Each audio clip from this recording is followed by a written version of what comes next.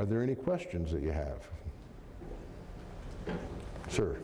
Just a comment, because I've studied this. When you mentioned biracial, Egyptian was known as a brown-skinned race, Negroid in their features. Ethiopians, the original Jew that I've learned, were the very sharp-featured and very black-skinned. So when you say biracial, Aaron and his sister, they were brown-skinned, and they were upset that he was marrying a very black-skinned woman. That's just one little... And the interesting thing in that period of time, as you do read and you identify these families, you'll find that many people are biracial. There was much intermarriage among the various groups there. And again, you have every body type depicted.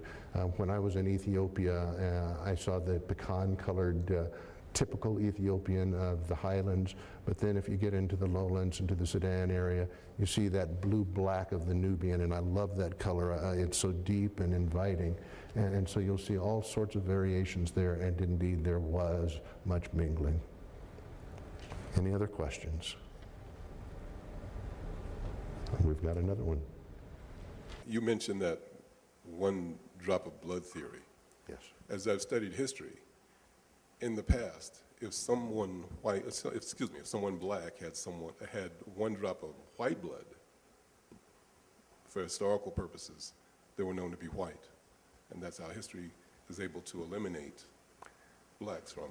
I believe that the rule, the one-drop rule, was unique to the United States of America, and it applied only to one group of people, black. If you were white and had one drop of Asian blood, it did not make you Asian. If you were white and had one drop of Jewish blood, it did not make you Jewish.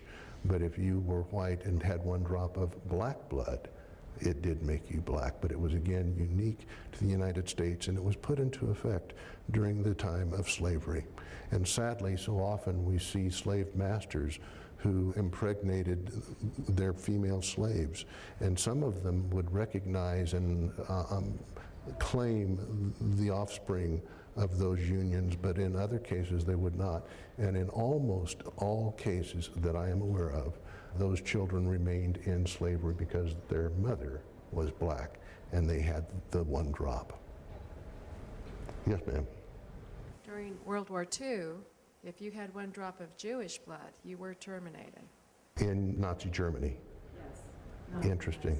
So it was the same approach there.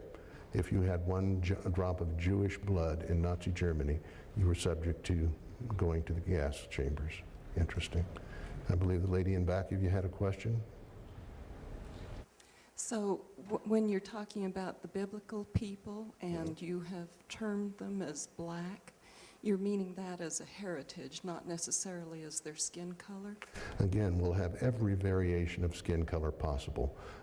If we look at those descendants of Africa in this audience, we have variations in skin color and how dark or how light, and in facial features.